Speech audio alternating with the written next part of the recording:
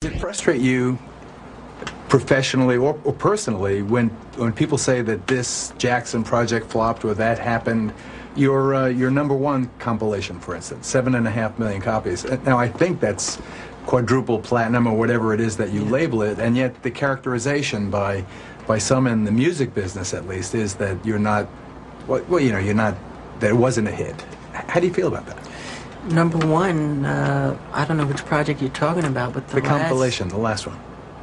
It was compilation is it's a huge success. 7.5 million. Yes, and that's but how come that's not the headline? It's a huge success. Exactly. Why is the headline? Because negative news, sensationalism seem to sell more than wonderful, positive news, and people rather hear gossip, I think, sometimes, than the truth. And my last 8 albums have all entered the charts at #1, and so people like to sensationalize things and make up stories and rumors, and sometimes... Does it hurt your feelings? Do you want to scream out and say, hey, wait a second, check the numbers? It's a commonology in mankind that I don't like, that part of it, that kind of, you know, envy. But then there's a beautiful side to mankind, too, isn't it? But not to Eminem. We've spoken about it. I think that you should. Why not? Speak about what? About Eminem and this disrespect that he showed you. I'm gonna make you dance, get your chance. Yeah, boy, shake that thing. Whoops, I mean girl, girl. Girl, you know you're my world. All right, now lose it. Stevie Wonder said that he was piling on and how really rude it was for someone who made his money from the community, as Eminem has, to now diss the community in a sense, and a racist, and I've said it, very bold-faced, bigoted kind of presentation. Tell us how that hurt you and how you're feeling about it now. I've never met Mr. Eminem, and to have him, I've always admired him, and to have him do something like that was pretty painful as an artist to another artist. And it's sad because, well, I think what Stevie Wonder said is true. And I just don't want to say too much more than that. But he should be ashamed of himself, what he's doing. Stevie said he's bullshit, is what he said. Stevie did, and he used the word. He is bullshit. That's what he said. I mean, I'm not saying it was Stevie said it. And Stevie is he's amazing. He's one of the sweetest men in the world, you know. So when Stevie said that, did you feel a tremendous sense of reassurance of brotherly love there? Yes, I love Stevie Wonder. To me, he's a musical prophet, and I always love him. But a lot of people respect Stevie, and he's a very strong entity in this medium, in this business. And when he speaks, people listen. And it was wrong of Eminem to do what he did. I've been an artist most of my life doing what I do, and I've never attacked another fellow artist. Great artists don't do that. You know, you don't have to do that. I mentioned Janet's, you know, fiasco and the exaggerated response to it. Once again, do you think he only did it because he knew he could get away with it because you're Michael Jackson?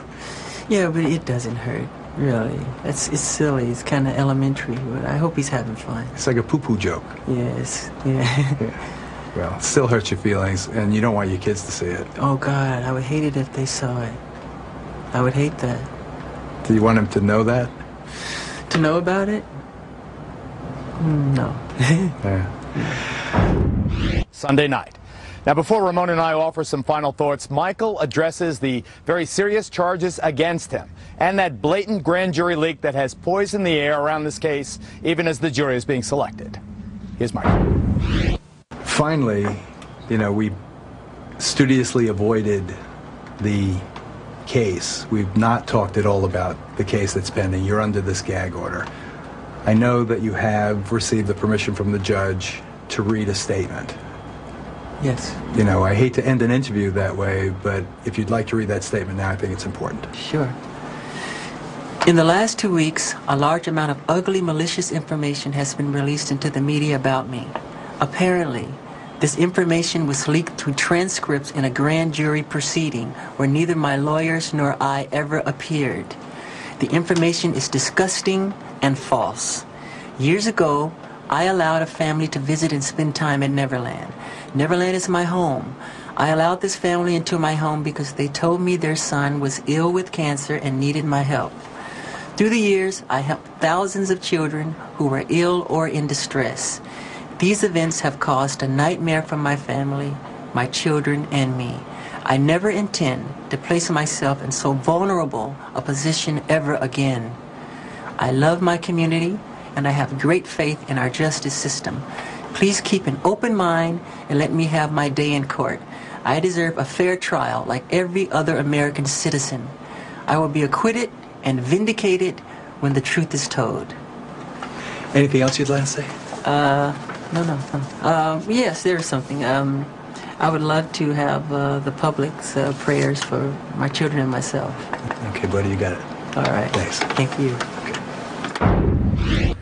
Ramon Bain, Michael's spokesperson, final thoughts. Well, let me just say this, Geraldo. Michael Jackson is a good man. And I know that we are going to go into this thing. He has a lot of confidence in his defense. He has the love of his family. And he has maintained his innocence. And I am just appealing to people to think twice about believing everything they read. I have a few points also. Item, the family now accusing Michael Jackson once swore to LA County investigators that he had done nothing wrong. Item, they contacted a civil lawyer before they ever contacted the police. Item, it just so happened to be the same lawyer who wrought a multi-million-dollar settlement from Jackson years before. And item, all of the incidents in the indictment supposedly happened only after the airing of the damning documentaries against Michael Jackson. Those and many other items led me to conclude that he's being framed. But he's not without blame. To me, the biggest news in his statement is Michael's declaration that he will never place himself in so vulnerable a position as the one he created by allowing children to sleep over at his home. In other words, Michael has stopped attempting to defend what is, however innocent, culturally indefensible. It's now become obvious to Michael what should perhaps have been obvious all along, that in this often hard, sometimes cruel world, there is no Peter Pan.